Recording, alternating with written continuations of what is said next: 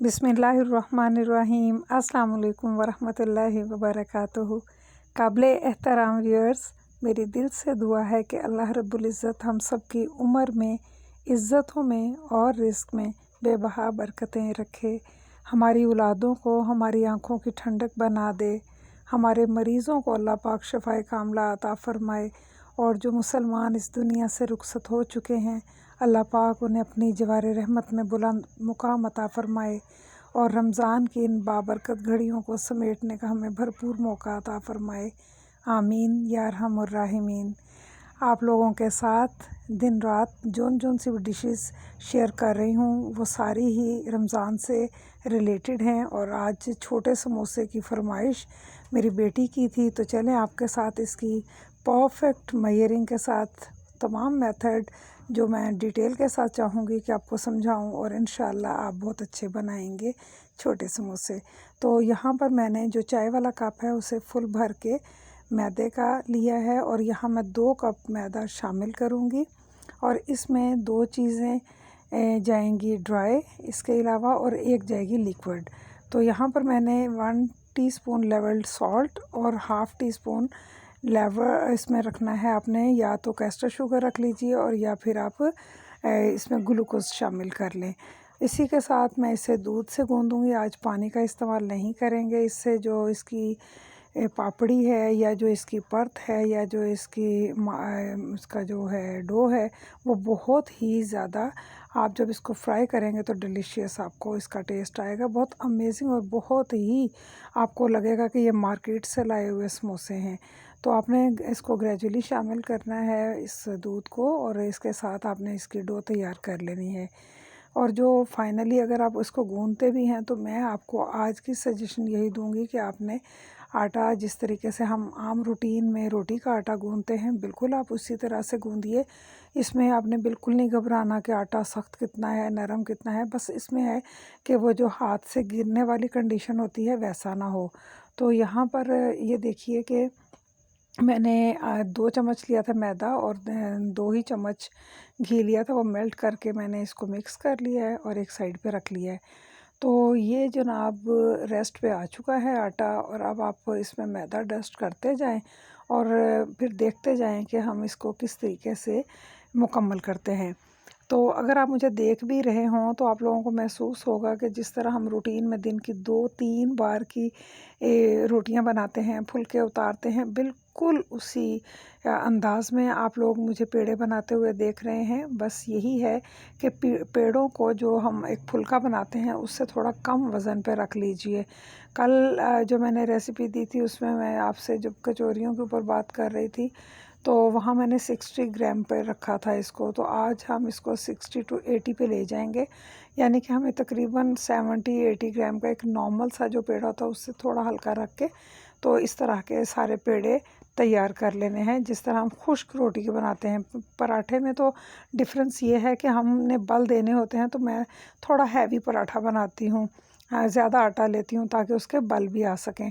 लेकिन इसमें जब हम फुलका उतारते हैं तो उसका ये होता है कि हम लोग उसमें आटा थोड़ा कम रखते हैं। तो बिल्कुल उसी मेथड पे रहते हुए आपने ये जो समोसा पट्टियाँ हैं ये बनानी है। मैंने पहले भी इसके ऊपर एक वीडियो दी हुई है और उसको भी मैं लिंक करवा दूँगी। और यहाँ पर जो आज का है इसमें मैंने कुछ चेंजेस के साथ अगले साल में नई रेसिपी दी है, तो उम्मीद है आपको ये भी पसंद आएगी।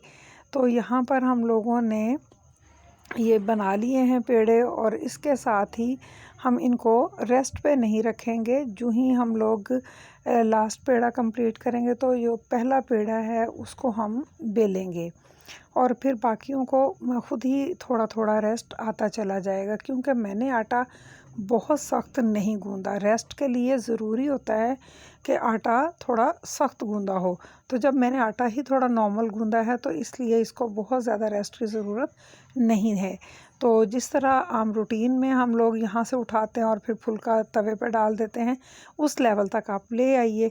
तो इसके साथ ही मैं इसी तरह सारे ही पेड़ों को रोटियों की शेप दे के, तो उसके बाद वो जो मैंने घी ऑयल इस्तेमाल नहीं करना आप लोगों ने, ये मेरी आपको एक बहुत ही अहम जो कहते हैं टिप है, आपने यहाँ पर घी का ही इस्तेमाल करना है। डालडा घी आपने मेल्ट कर लेना है और वो मैदे में शामिल करके तो अपने ब्रश के साथ इक्वली इसके ऊपर स्प्रेड कर देना है। और इसके बाद आप लोग इसके ऊपर मैदा जो है वो डस्ट करेंगे और इसके ऊपर दोबारा से जो रोटी दूसरी होगी वो रखेंगे और उसके ऊपर भी फिर उसी तरीके से घी की एप्लीकेशन करेंगे और फिर मैदा डस्ट करेंगे। और यही प्रोसेस जो है करके हमने अपनी 6 रोटियों को मुकम्मल करना है। और इसके बाद इनको अपने हाथ की मदद से आपने थोड़ा सा प्रेस करना है और नीचे अगर आपको लगे कि आपकी रोटी थोड़ी चिपक रही है तो आप उसे थोड़ा थोड़ा सा मैदा स्प्रेड कर लें और रोलिंग पिन की मदद से इसको अब आप पर ये डिपेंड करता है कि आप इसे कितना बड़ा कर रहे हैं। जो मैंने प्रीवियस वीडियो बनाई थी उसमें मैंने बड़े तसले की बैक साइड को चूल्हे पर रख के बनाया था और यहाँ मैं तवे पे बना रही हूँ। तो ये देखिए माशाल्लाह तवे जितना ये पट्टी हो गई है। और जो इसका बस एक ही असूल है कि तवा गरम है और जब आप इसको पलटते जाएंगे ना तो इंशाल्लाह आपकी जो पट्टियां हैं ये बआसानी उतरती चली जाएंगी और इसमें बिल्कुल भी आपको परेशान नहीं करेंगी। तो यहाँ पर देखें, मैं आपको एक चीज़ दिखाती हूँ कि माशाल्लाह पट्टियाँ जो हैं वो उतरने के साथ साथ आराम से उतरने के साथ साथ ये इतनी सॉफ्ट भी हैं, टूटेंगी तो बिल्कुल भी नहीं ना, इसका तो सवाल ही पैदा नहीं होता। और इसके अलावा आप इसकी जो जजमेंट है वो इस तरह से करेंगे, जैसे मैं अभी आपको दिखाती हूँ। इसको हाथों में दबाएं, खूब जितना चाहें आप इसको दबा लें। इसके बाद आप खोलेंगे तो ये माशाल्लाह बिल्कुल भी क्रैक्स इसमें नहीं आएंगे और यही एक परफेक्ट डो का और ये उसके बाद एक अच्छे तरीके से पकाने का ये आपके सामने एक क्या लें एनालिसिस है। और ये देखें माशाल्लाह, ये आप जजमेंट कर सकते हैं कि हाथ अंदर से नज़र आ रहा है, इतनी बारीक पट्टी है। और अब आप इसे स्केल की मदद से साइडें पहले आप गुलाई की सारी ख़त्म करेंगे, सारी रोटियां नीचे ऊपर रख लीजिएगा ना पहले। तो बाज़ार में इसे मांडा पट्टी भी कहते हैं और समोसा पट्टी इसके नाम से भी हम ख़रीदते हैं। तो इस तरीके से अब आप इन्हें 4 इंच के अकॉर्डिंग रखेंगे और 3.5 4 इंच के अकॉर्डिंग अगर आप इसकी कटिंग करते हैं तो छोटे समोसे बेहतरीन जो है ना अपनी शक्ल में आते हैं, ना तो वो बड़े लग रहे होते हैं ना बहुत मिनी लग रहे होते हैं।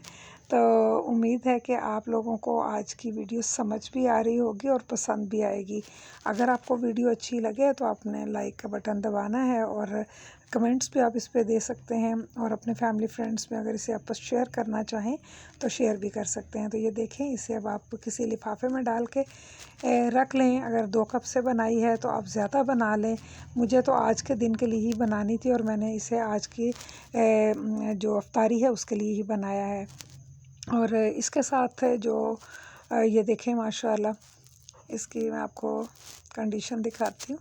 आप इसको अपने हाथ के अपनी मुट्ठी में अच्छे तरीके से दबाएं और इसके बाद देखते हैं हम। ये देखिए माशाल्लाह कितनी अच्छी है, कोई सिलवट नहीं, कोई क्रैक नहीं। और इसी के साथ अब मैं आपको दिखाती हूँ कि जो इसके साथ हमारा बकिया हिस्सा बच गया है और उसका हम इस्तेमाल कहाँ कर सकते हैं। तो इसे एक साइड पर रखते हुए हम उसकी बात करते हैं। ये इसे आप जब फ्राई करेंगे ना, थोड़ा स्ट्रिप्स में काटेंगे तो इससे कई डिशेस बनते हैं। मैं इसका भी लिंक दूंगी, जिसको मैंने स्ट्रिप्स में काट के एक डिश बनाई थी तो उसका लिंक भी मैं ज़रूर लगाऊंगी, आप उसे ओपन करके देखिएगा। तो चलें अब हम इसकी देखते हैं कि पट्टी से समोसा बनाने का बहुत ही आसान तरीका मैं आपसे शेयर करती हूँ। पहले आप इसकी फिलिंग देख लें और इसके बाद मैं नेक्स्ट स्टेप पे आपको दिखाऊंगी कि ये वाली फिलिंग के लिए जो मैंने पॉकेट बनाई है इसको कैसे रोल करेंगे तो वो पॉकेट बनेगी। यहाँ पर पहले हम इसको स्लरी लगा के तो आपको इसकी फोल्डिंग दिखाते हैं। मैं आपको एक एक पीस ही दिखाऊंगी, इसके बाद आपने इसको अगर समझ लिया तो ठीक है, नहीं तो आप इसको रिवाइज़ कर सकते हैं। मेरे साथ इस वक्त जो मेरी मुआवन है, मेरी मददगार हैं, वो लाइबा अबीर हैं और वो भी माशाल्लाह बहुत अच्छे से इनको फ़ोल्ड कर रही हैं। और अभी मैं आपको फ़ाइनल पे दिखाऊंगी कि मेरी फ़ोल्डिंग में और उनकी फ़ोल्डिंग में कोई फ़र्क नहीं आप कर सकेंगे। तो यहाँ इसको हल्के से प्रेस कर लीजिए और इसके ऊपर से लाके इसको फ़ोल्ड कर दें।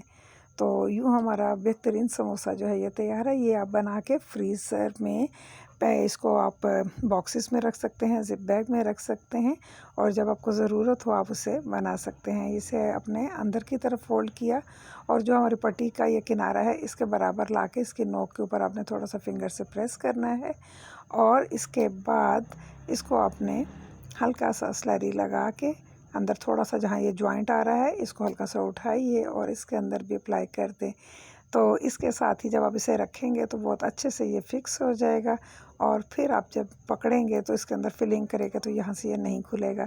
जैसे मैं अभी पिछले सीन में आपको दिखाया था कि मैंने इसको पकड़ा हुआ था। तो इन मनाज़र के साथ आप लोग आपको हेल्प मिलेगी, और जो लोग माशाल्लाह बहुत अच्छी बना रहे हैं, ये वीडियो उनके लिए नहीं बल्कि उनके लिए है जिन्हें बिल्कुल भी आइडिया नहीं है कि इसको रैप कैसे करते हैं, फ़ोल्ड कैसे करते हैं। और ये समोसा माशाल्लाह देखें कि इस तरह तैयार है आज की इफ्तारी के लिए। इसकी अब फ्राइंग का काम मैंने कढ़ाई जो है वो पहले ही चूल्हे पे चढ़ा दी थी ताकि हम लोग शुरू कर सकें। बिस्मिल्लाहिर्रहमानिर्रहीम। आप 3 4 5 6 जितने भी आप चाहते हैं आपके कढ़ाई की गुंजाइश के अकॉर्डिंग इसमें डाल लीजिए। ऑयल जो है ये मीडियम और हाई के दरमियान में रखिएगा। इसको हम बिल्कुल भी लो आंच पे नहीं बनाएंगे क्योंकि ये परत बहुत ही पतली है और ये जल्दी से फ्राई हो जाएंगे। तो इनको पलटते जाइए और जो ही आपको इसकी डिमांडिंग इसमें कलर लगे तो आप इसे उतार लीजिए।